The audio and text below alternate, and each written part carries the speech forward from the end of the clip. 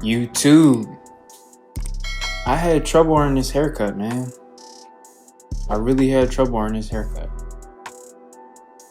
I really did. It was a hard haircut. So we're going to jump straight into it. Welcome back to my channel. It's your boy, the 4th Ken. So we're going to start off with a 3 guard on our Andis Masters. I recommend using the Andis guards to cut waves, just because for me, it's more comfortable to use. I feel like the Babyliss guards or the wall guards, I don't know, like, I feel like they don't cut waves correctly. I feel like the Andis guards always cut down the hair very smoothly and it just flows, to me, in my personal opinion.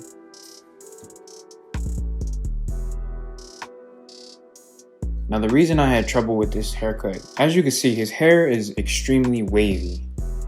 Now with super wavy hair, it's hard to get the hair to lay down. It's hard to get the hair to not curl up, especially on the hairline. Right here, when cutting a waver, you always want to be careful of their crown. You want to comb it in the correct direction. And in most cases, you want to go in the crown area with a thicker guard, but he likes his crown the same length as everything else, so we're still going to do a 3. And after you cut a waver's hair down, I always recommend going with a brush or a comb and just brush all those loose hairs out of their scalp, because I don't know about you guys, but I had waves before. I'm actually getting my waves back right now, and it's uncomfortable touching your head after you get a haircut and it's all these spiky hairs in your hand, this hair flinging out when you're brushing your hair later. It's uncomfortable. You don't like that. So we're gonna start on this high taper. We're gonna compress it. So this isn't gonna be a burst taper, burst fade, none of that. We're gonna compress the high taper. So as you can see, I'm not putting in a harsh guideline. I'm putting in, with my clipper flipped the opposite way.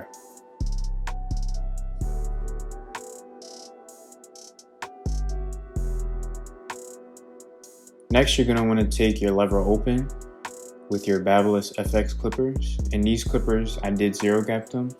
So that's why they're able to erase that bottom line out so easily. I do recommend having one pair of zero gapped clippers because you're gonna need a zero gapped pair, possibly a surgical pair, but that isn't really necessary. I recommend having a surgical pair just because, like if you're doing a flat top or something, but for a haircut like this, it's unnecessary. Next, I'm just debulking with my 1 guard, my Andis 1 guard. So this is a long number 1 guard. It's important to understand the guard system. This is how you're able to keep the tapers low, the high tapers low, even the low tapers low.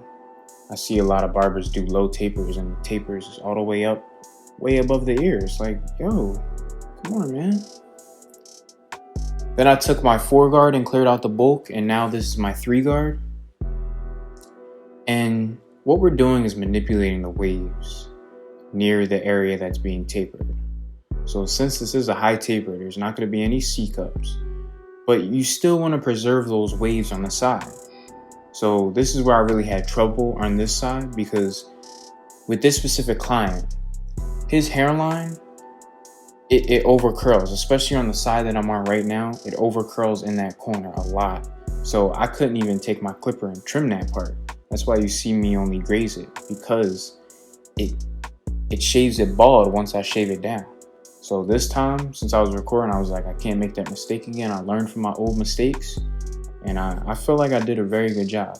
Now we have our 2 guard, and we're still debulking, but we're gonna try and eliminate that top line. And notice how I'm flipping my clipper over and going with the grain to just debulk it some more.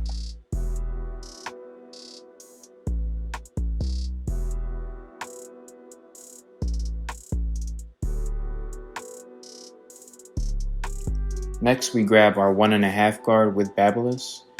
This is one of my favorite guards just because it's that perfect in-between area. The Andis 1.5 guard is also good, but I just prefer this one. You know, we all have our preferences, and this is just something that, works for me.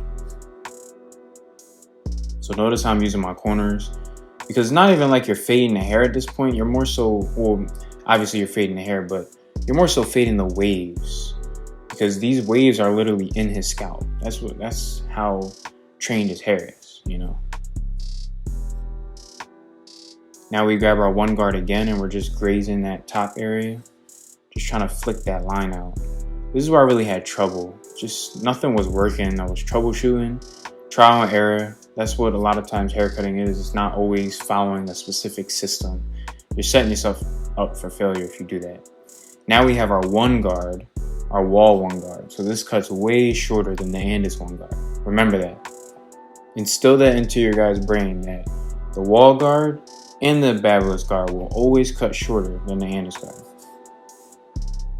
And right here is where I decided to just use my corners to try and flick it out, and it actually did work for me. After that, I kind of freehanded with the one guard up against the grain, if that makes sense, like right here. I don't recommend doing this. This is very risky because one wrong move and it's a patch. And with a wave haircut with this, one patch can mean you now have a burst fade, which is completely against what I endorse. Now we have our 1.5 guard, and once again I'm just debulking the top, just trying to make this taper come together. I like to emphasize, just keep the high tapers low. My client asked for a compressed high taper. He told me he wanted a high taper, no C-cups, but he doesn't want it all the way up. Now this is our 0 guard with Babyliss, which cuts longer. It has longer teeth than the wall half guard. Now we have our wall half guard, and I don't recommend just using this without softening up that line first with either the Andis 0 guard or the Babyliss 0 guard, because this guard, the wall half guard, cuts very short, extremely short. For my experienced barbers out there, you guys know this, cuts very short.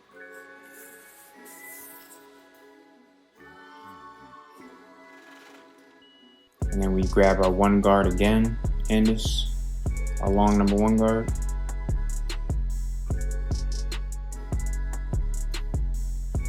And I know some of you guys have been asking me for a barbershop tour of my barber studio. That will be coming soon. Just gotta get some other stuff sorted out, and then I'm gonna get that video out to you guys as soon as possible.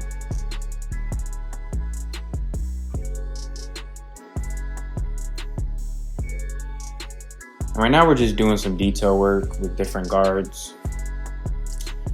I recommend doing this because it's a small area. Like I always say, tapers are harder than fades because you really have to compress it. This is like a compressed fade. This is like a compressed low fade with waves. When you add waves into an equation, it makes a haircut 10 times harder. And now we're doing the final steps with our no guard lever open, and we're just playing with the lever opening and closing it. And this is the step that's really gonna bring your taper together. Always make sure to debulk around the ears. That's important. Even after you shape it up, if it's too bulky, it'll look weird once you shape it up. I hope that makes sense for you guys. I always try to tell this with a high taper, even a low taper.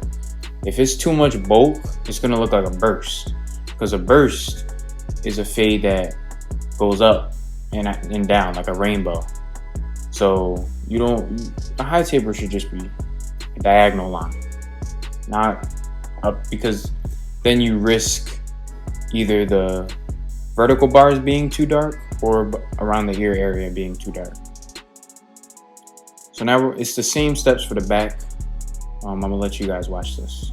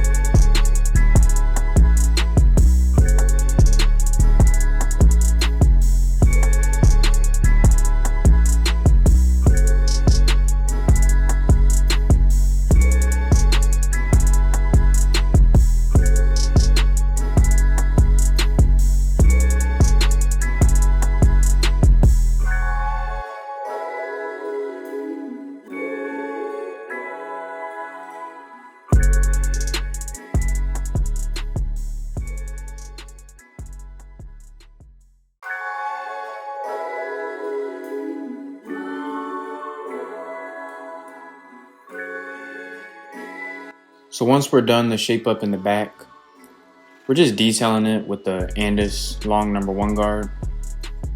And as you can see, it's the wave that's giving us the issue. Like I said, waves make everything 10 times harder. But it also makes for a very clean cut. Now, this is where I really had trouble. His hairline, as you can see, I'm only taking down the middle part. If I take down those corners, he'll have light spots. Not because he's going bald, he's not receding, it's just his hair is extremely curly in that area. So look at what I'm doing now. I'm literally forcing his hair to lay down without taking it down.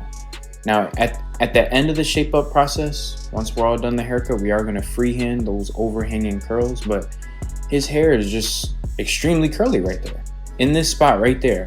So I literally sprayed hairspray and brushed it down to force it to lay into place. With this, you couldn't line it up in its natural state. Otherwise, we would have had to push it back. Now, once you brush the hair down with hairspray, you always want to comb it after to make it rise back up into its natural state. So we're starting the shape up process.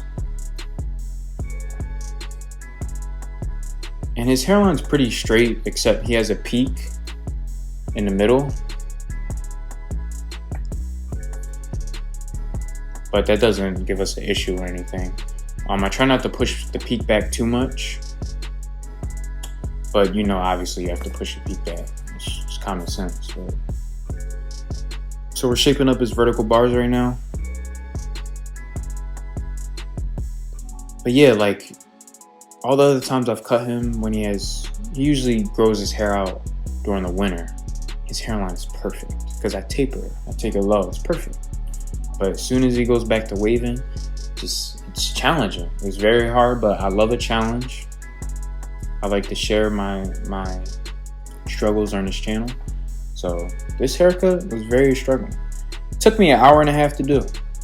I ain't even gonna lie to you guys. Hour and a half. Mainly because I was recording, but also, you know. So as you can see, it's crispy before the enhancements. Right now we're gonna shape up his mustache.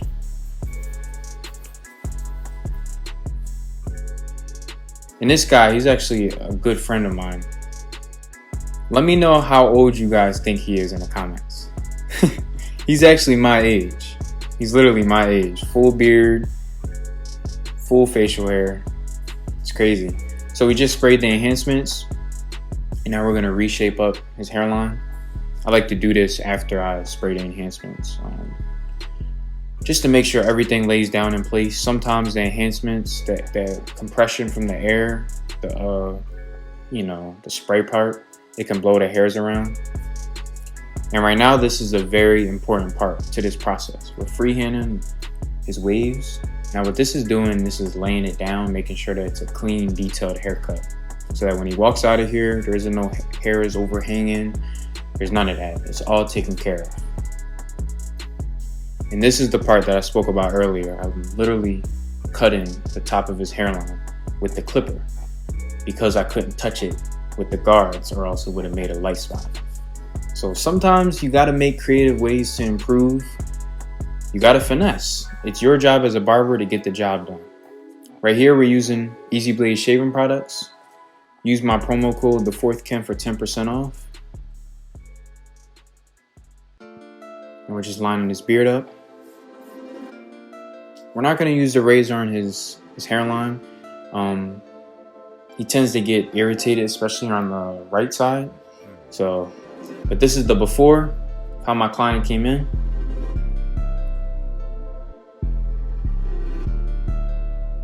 And this is the after. Crazy.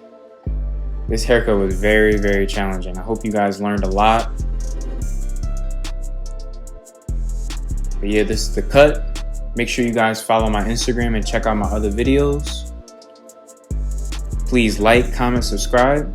And it's the 4thken, and I'm out. Peace.